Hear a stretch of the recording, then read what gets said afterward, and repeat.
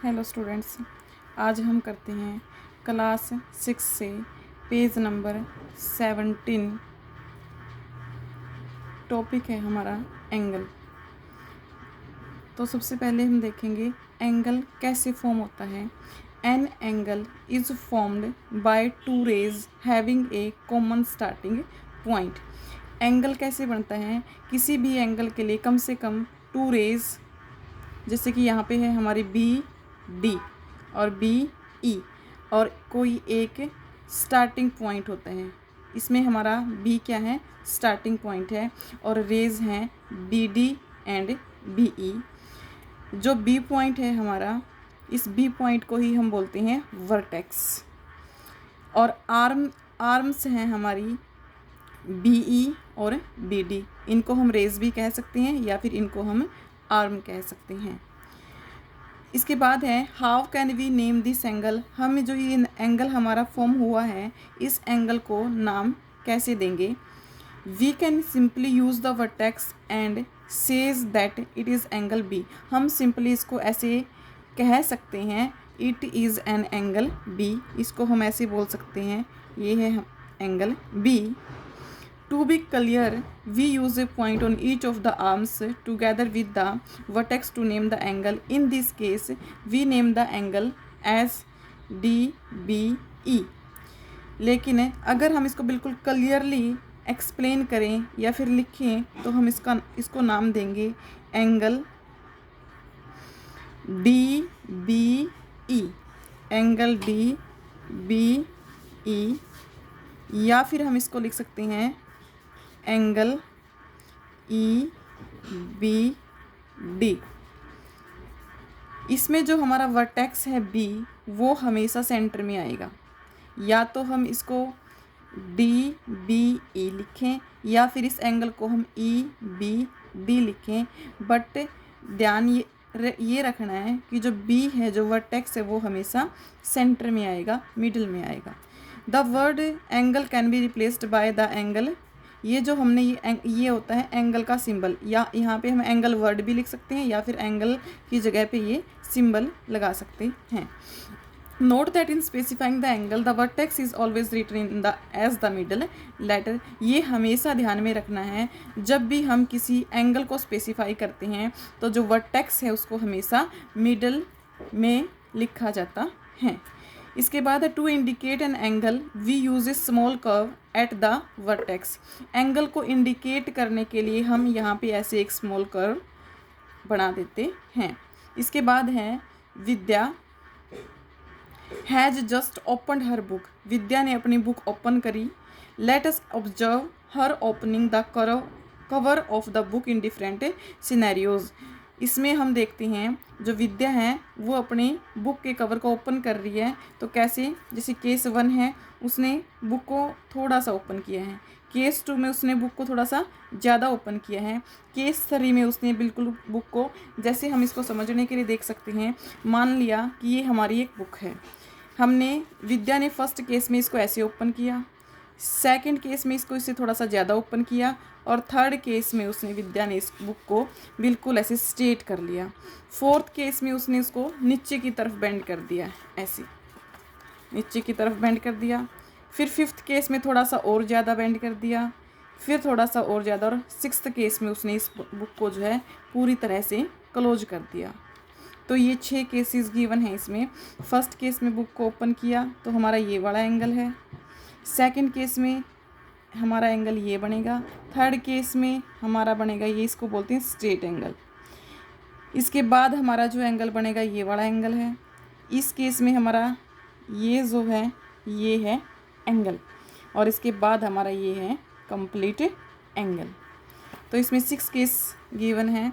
इसके बाद है do you see angles being made in each case, can you mark their arms and vertex. क्या आप हर एक केस में आर्म और वर्टेक्स को जो है मार्क कर सकते हैं? यस। इसके बाद है विच एंगल इज़ ग्रेटर।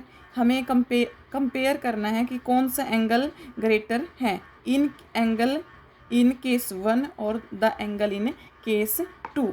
तो हम क्या देखेंगे, जिस तरह से हम लेंथ का साइज़ बता सकते हैं, उसी तरह से हम साइज़ ऑफ एंगल बता सकते हैं on it's amount of rotation, उसने कितना रोटेट किया है उसके बेस पे। जैसे कि अगर हम केस फर्स्ट और सेकंड को देखते हैं तो यहाँ पे ये वाला एंगल हमारा इतना है, और सेकंड में इसने बुक को जो थोड़ा सा ज़्यादा ओपन कर लिया तो ये एंगल जो है इतना है।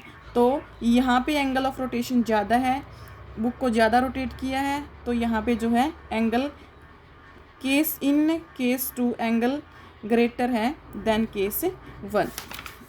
इसके बाद था so the angle in case 2 is greater as in the case C needs to rotate the cover more. Similarly angle 3 जो है वो लार्जर है than that of case 2 because there is even more rotation, क्योंकि उसके बाद और rotation ज़्यादा है। Case 4, 5 and 6 are successively larger angle with more and more rotations. तो इसमें हम क्या देखते हैं, जो एंगल है जैसे जैसे वो बुक को ओपन कर रही है तो एंगल ऑफ रोटेशन जो है वो बढ़ता जा रहा है, तो हमारा जो एंगल है वो भी इंक्रीज होता जा रहा है।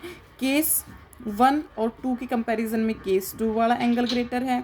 अगर हम केस 2 और केस 3 की कंपैरिजन करें तो एंगल जो 3 है ये ग्रेटर है।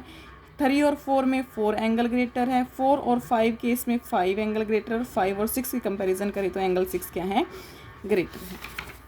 इसके बाद था the size of an angle is the amount of rotation or turn that is needed about the vertex to move the first ray to the second ray. जो एंगल का साइज है, देखो इसमें क्या था, ये हमारा वर्टेक्स है, ये हमारी इनिशियल पोजीशन ऑफ रे है, यानी कि ये एक रे ये है, और ये हमारी दूसरी रे है, ये है फाइनल पोजीशन ऑफ रे। और ये है अमाउंट ऑफ टर्न की जो 2 रे हैं उन्होंने कितना टर्न किया है, और जो अमाउंट ऑफ टर्न है वही क्या है, हमारा साइज ऑफ द एंगल। इसके बाद हम कुछ रियल लाइफ एग्जांपल देख सकते हैं, जैसे कि जब हम कंपास यानी कि डिवाइडर, जो कंपास है या फिर डिवाइडर है, इसको इसमें बता सकते हैं कि ये 2 हमारी क्या है, ये 2 है हमारी आर्म्स हैं।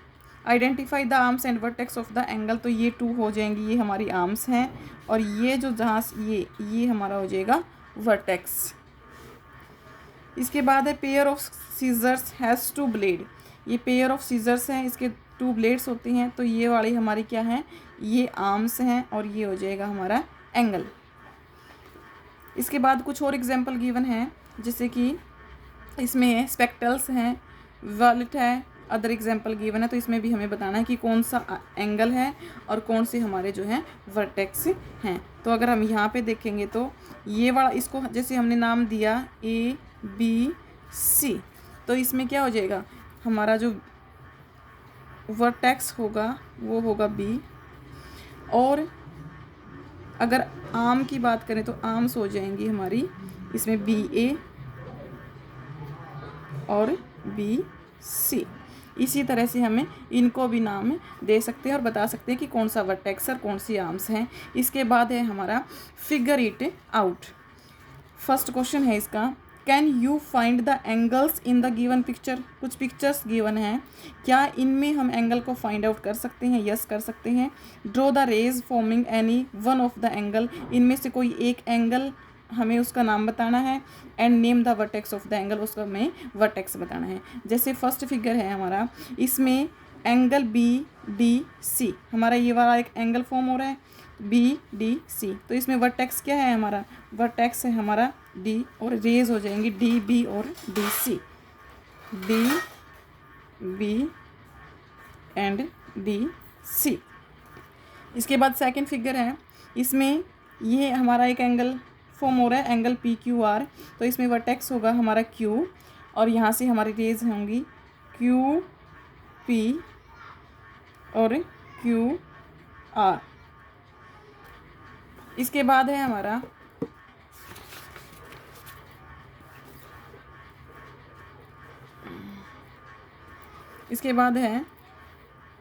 इसको नाम दिया हमने एंगल ABC। ये एंगल ABC, तो वर्टेक्स है B और रेज है हमारी यहाँ पे हैं BA, और ये रे है हमारी BC। इसके बाद है हमारा एंगल MNO, इसमें वर्टेक्स हो जाएगा हमारा O, N वर्टेक्स होगा हमारा N, और रेज हो जाएंगी हमारी NP M and N O. Thanks for watching.